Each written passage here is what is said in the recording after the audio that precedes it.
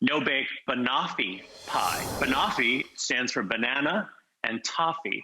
And it's so good. It's bake optional. You could bake the crust if you wanted to for 8 minutes, really no big deal, or you cannot bake the crust. So I'm calling this no bake with optional baking if you feel like it. So the key to this is dulce de leche, which you can sometimes find in the grocery store. If you live in a neighborhood that's got a really fantastic international section, you can find dulce de leche. You can order it online.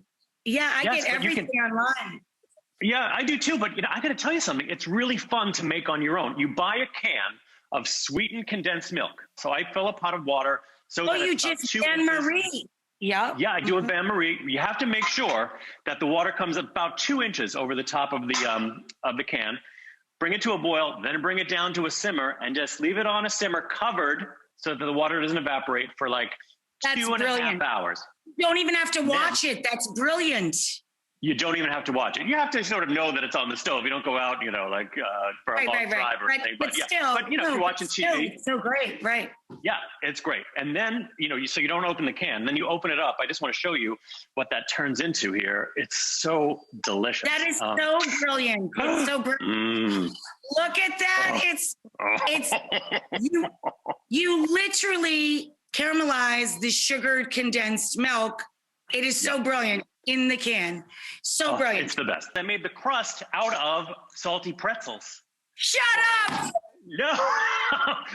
We have the same sense of taste when it comes to dessert. We're not big dessert people. We like a little bite, but the salty and sweet is where it's at. I use 50 of these little pretzels, mini pretzels, about 2 cups, 2 tablespoons of brown sugar, and then I pulse those in the food processor until they became sandy. Put a little bit of melted butter in there, pressed it in the pie tin. I did bake it for 350 at 8 minutes, but you don't have to do it like that. You count 3 bananas and slice them up for this. So use fresh bananas. Obviously, they're super delicious. And then the combination of the banana texture and the toffee. Let me just get this in here. Obviously, if you're doing this at home, you can take a little bit more time to make it pretty. But you know what? You're going to cover the whole thing in whipped cream anyway, so you don't have to go crazy with it. Oh, it doesn't really matter that much. Doesn't matter.